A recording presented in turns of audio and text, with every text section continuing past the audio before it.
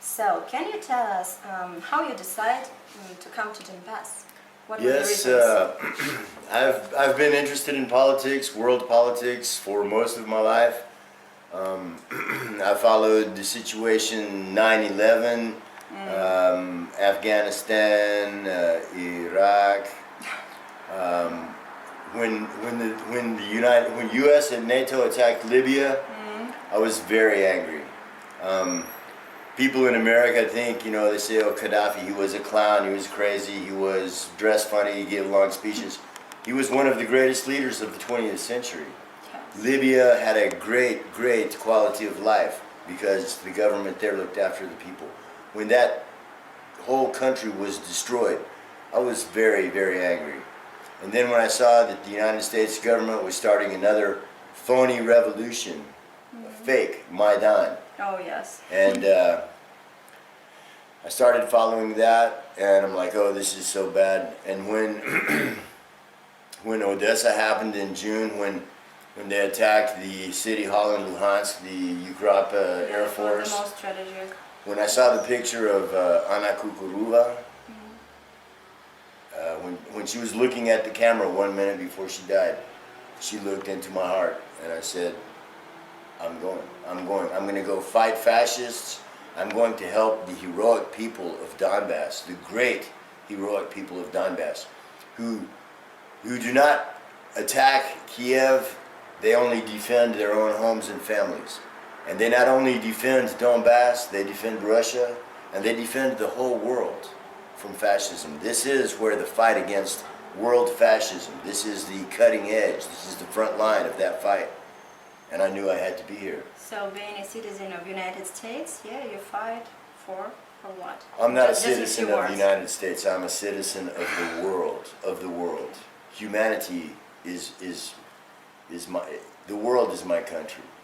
And to do good is my religion. That's an amazing position. It's the only intelligent position. Because it is just like the Donny news service, our motto, "Vive sto kakadin."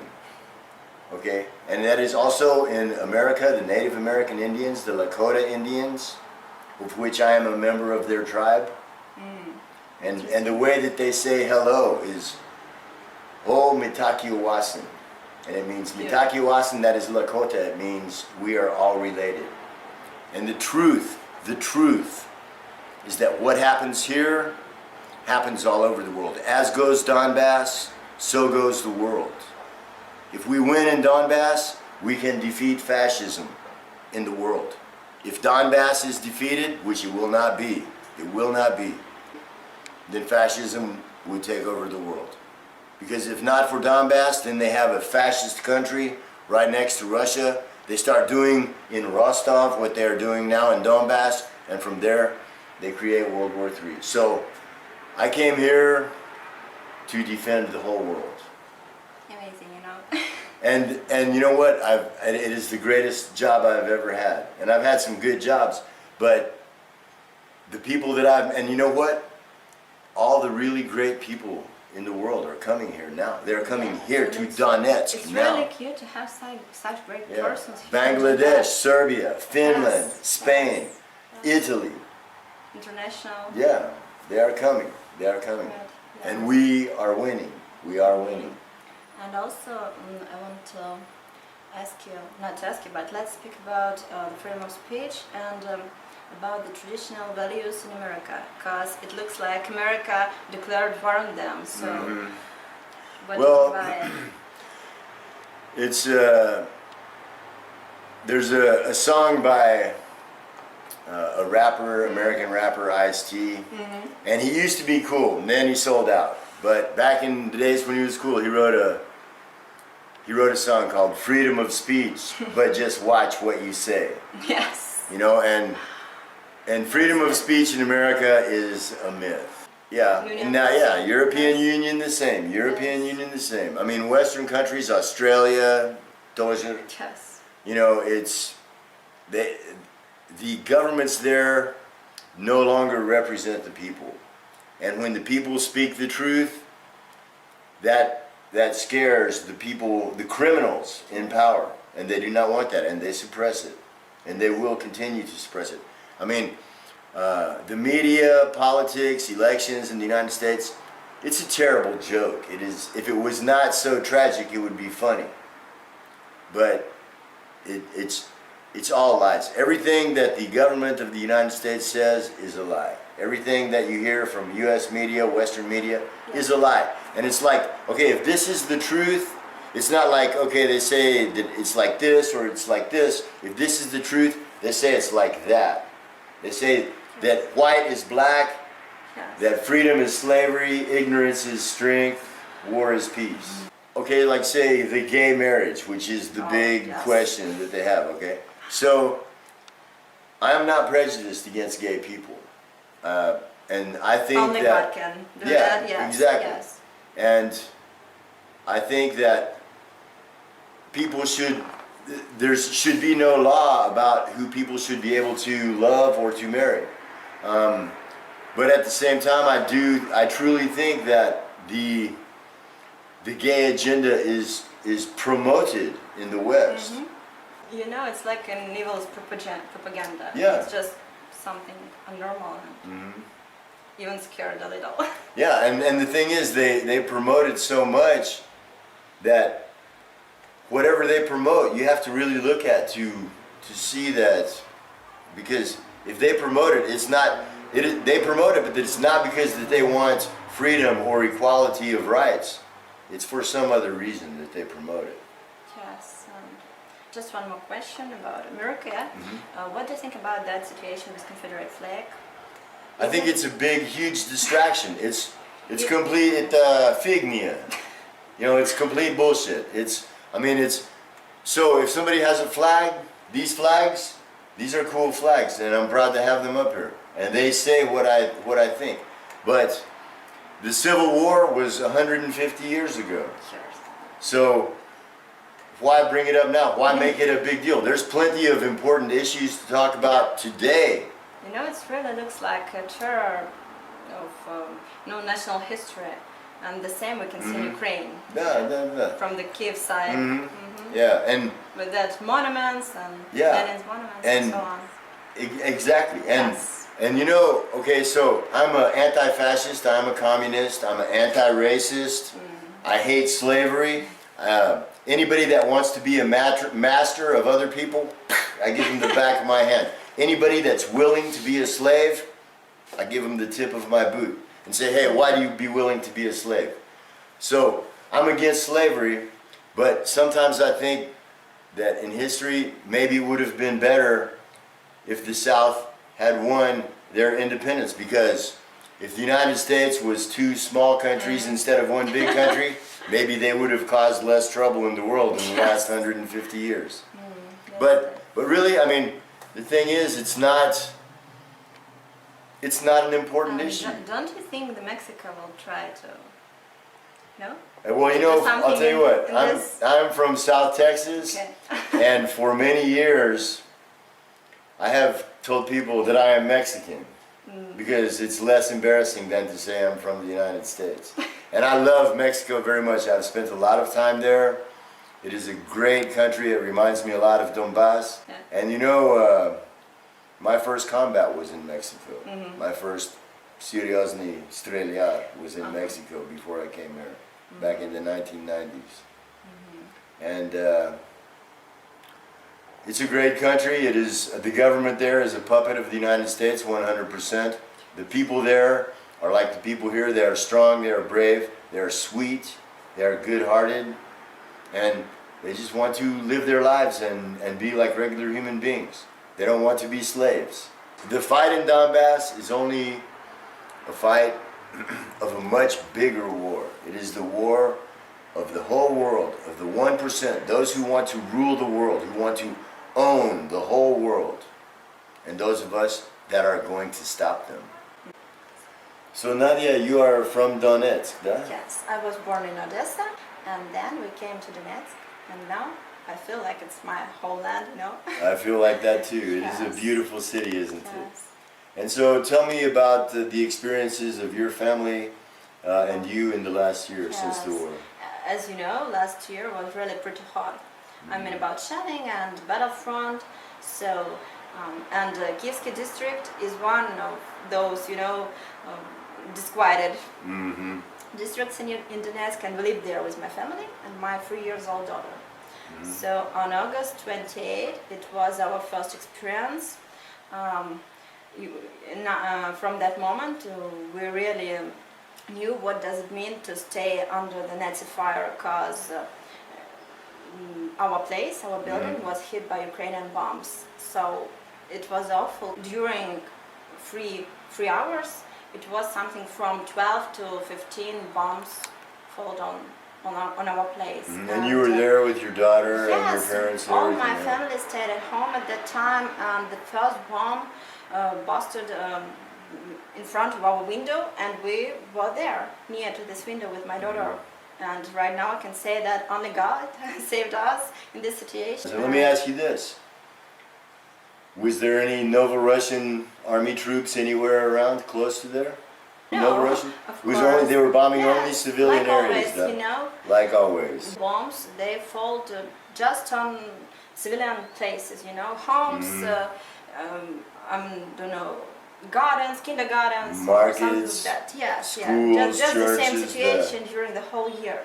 From that moment, I can realize what hell is going on in Gorlovka or in Oktyabrsky in Donetsk or somewhere just in 21st century. It's normal to feel such things, because my daughter, she really good understand what is going on and who is the enemy and who is our soldiers. I mean, that our men, they just defend their own places, own families.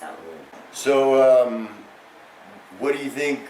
What do you think this war is all about? What is the cause of this war? Why are we fighting here? There is one very unpleasant thing that even right now, at this moment, not all people understand what is going on here in Donetsk and what we fight for here in Donetsk. Maybe it will be more correct to say that we fight against this Nazi government in Kiev. We don't fight, against Ukrainian people, because there are a lot of good people there in Ukraine, and I know them, and they make a great support to our city, to our people. But we just fight against that Nazi government, because it's real fascism. It is real fascism, Yes. and you know what? They have real fascism in the United and this States war, now. it's like, that war 17 years ago, with the fascism. Yes. As goes Donbas, so goes the world. Yeah. This is the cutting edge of the And war what against about me? fascism. I'm not only a citizen of my homeland, I'm also a mother, so it's really a problem for me to take up arms and to fight for my land, but I try to be useful in that sphere. I can help. In information war. Yeah, which is very important. Yes, it's very really important. important point in this war. With this Nazi government, because you said the right thing, that they say that black is white. We can see, we are citizens, we can see what is going on here in our native city, and when I put on the TV, for example, Ukrainian channel, I can see that, for example, my father or my brother just hit my own place. We really want to fight for truth. Yeah, the truth is on our side. Yes. And the truth is is one of the weapons we will use to defeat these lying Nazis. We will defeat them too. And I have to say that as also an information warrior, I am very, very happy to have you on our side. And as information warriors, when I was at the airport, when I was at the front, I can shoot an automat 500 meters. I can shoot an RPG 900 meters. Our words, the truth, can go 11,000 kilometers. We don't scare Ukraine soldiers, we scare Poroshenko, we scare Obama, we scare McCain, we scare Valerie Nuland, we scare them. Tell me about the Russian Spring. Tell me about what you think about What do I think? Yeah. Okay. Our enemies usually and they prefer to joke that Russians are always drunkards, yeah, they're so stupid, they're so undeveloped, and Russia is just wild country where bears play balalaika. And USA know that it's not true, and try to make a difficult situation around Russia to pull it into the war, and that is going on in Donbasс right now. And for me, you know, Russian Spring is that amazing moment which consolidate all country, not only on all country but all people, all normal people around it, and you know, renew that Russian spirit. It's amazing Russian spirit in everyone. Historical mission of the Russian people has been to prevent any one country from ruling the world. And they did it with Genghis Khan, they did it with Napoleon, they did it with Hitler, and they're doing it again right now. And I have great respect for the Russian people the Russian people have helped out Donbas quite a lot, the good Russian people. And the Russian government has helped us out also some, and we thank them for that very much. I'm proud to call myself now a Novorossian. It is the people that defend the whole world from fascism. That's what we do right now. Yeah. And we do it with guns, we do it with our blood, and we do it also with the truth and with our words. And we are very fortunate to have, you know, good journalists and good people that report the truth here, because most of what everybody in the world hears from mainstream media is a lie. But the truth is more powerful. You know, it's like if you light a candle, one candle is more powerful than a lot of dark. So the truth is more powerful than many lies. And so you have this, the International Federation of Independent Journalists. First of all, I want to say that such federation like our could be created only here in Donetsk, which is involved in the revolution, because only revolution could give us such possibility. Revolution always, you know, it removes all that unfair, disgusting stuff which accumulated in society, and it always start to fight for better world. And this process takes part in all spheres of our life, and journalism is one of that the most important social institutes in our world. And the way how the society will be developed, where it's gonna go, all this stuff depends on journalism. That's why the freedom, the independence of journalists is one of that key moments for the present. And unfortunately, we need to say that the real independent journalism is not exist anymore in the world, because very small percentage. Yes, I mean, but the internet has been a powerful tool. Because if some journalists try to say something differ from the official position of the government, or differ from that, you know, from the traditions which are dictated by the modern society, it became makes oneself to persecution, and it becomes difficult for him sometimes to do his work, and sometimes mortal danger threatens him. As you know, being journalist is not only a profession or hobby, it's also a huge responsibility. Because journalist not only has to give us honest and unprejudiced information, it also must you know, watch closely to the society, would not lose that moral values that helps us to be a human being and make the difference between animals and men. We need to say that journalist has to be the great personality by his own. And what we have in practice, that modern mass journalism, which is not independent at all, try to do everything to moral crash of society. It propagandizes all the awful vices ever happened in the mankind's history, and try to make them as a standard. And all journalists which try to act in a different way, to try to tell the truth about what is going on in the world, they became outlawed. Like you. Like us. Yes, for example. And governments and international corporations just make a lot of money on the people's vices and on war, especially on war. That's why such persons became dangerous for them. In the so-called liberal and democratic world, so-called, yes, there is no independent journalism at all. And just consider, there is no real social institute in the whole world which would protect such normal people and fight for sensible values. And today, that's true. Yes, and today here in Donbas we try to found such organization. It's really a revolutionary organization because it will never accept that disgusting, stuff which is going on in the modern society. We will fight not only for freedom of speech. We will defend that journalists' rights to responsibility for that speech, and we will try to unite all the people who really work for peace, who really do that, who really work, exactly for peace, but not for the interests of the imperialistic, yes, tyranny, which just covered itself with that work for peace, with democracy, freedom, but at all they start wars all over the world and make a lot of money on the people's suffering. That's true. That's true. Yes. And we will protect and unite those people who really want to fight for truth, because we want to say that there is a hope, and we don't need to be afraid. Fear is the enemy. We think it is hate, but fear is the enemy. Yes. And I'm very happy to be here with the brave people of Donbas who are not afraid. Oh, I'm not.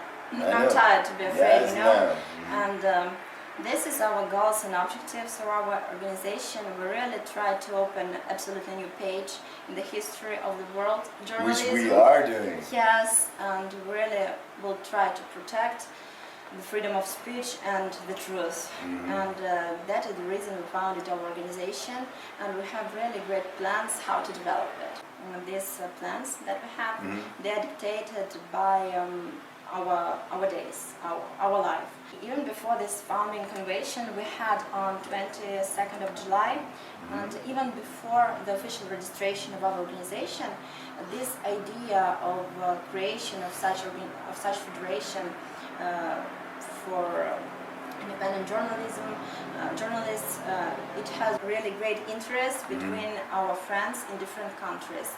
Right now we have a lot of journalists in Serbia, in Greece, in Spain, in USA, of course. Finland also. Yes, and even in Bangladesh, which are really interested in this idea, which are really ready to participate in this project and to be the members of our organization.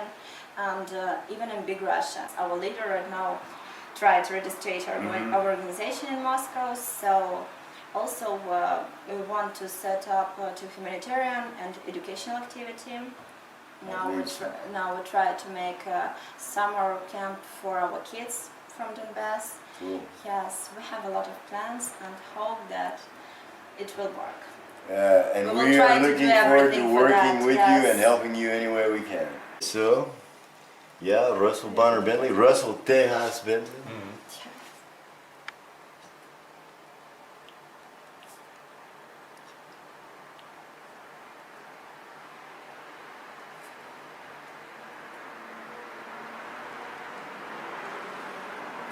Nuda.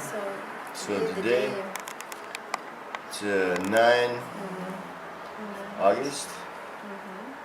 So 9/8. 2015.